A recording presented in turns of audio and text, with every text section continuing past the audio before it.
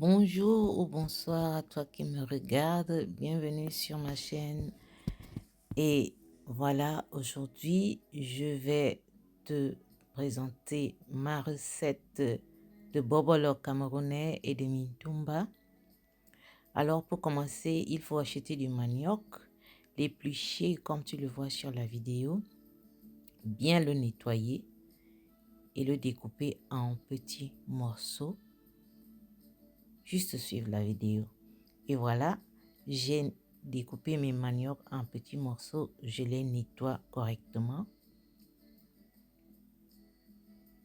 à de l'eau propre et je les remets dans de l'eau tiède. Je remets tous mes maniocs lavés dans de l'eau tiède. Je vais ajouter un peu de farine et puis je laisse reposer. Et après 7 jours, je vais sortir le manioc de l'eau et puis je vais le nettoyer et je vais écraser le manioc ou bien mixer afin d'avoir cette pâte que tu vois sur la vidéo. Je vais donc l'étaler comme tu vois.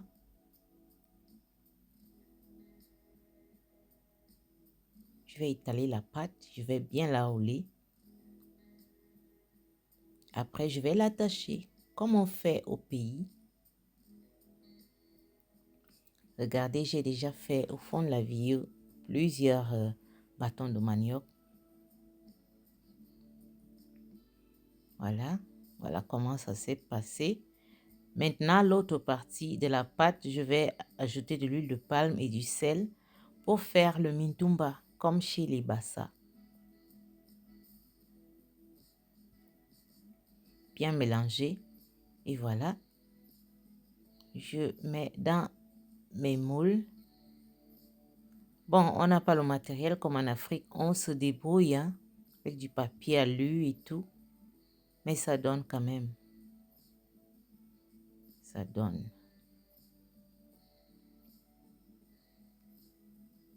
C'est une recette très facile. Très, très facile à faire. Moi, j'avais toujours planifié de faire ça, mais c'est le temps qui me manquait. Alors, j'ai décidé de le faire et voilà. Je mets tous mes mintumba et les bâtons de manioc dans ma casserole. J'ajoute de l'eau et je fais bouillir à feu moyen. Voilà, tout est cuit.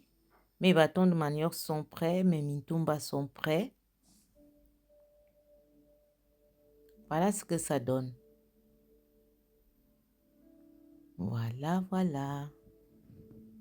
Prêt à déguster. Voilà, je mange mon bâton de manioc fait maison avec du poisson, avec des légumes. Merci.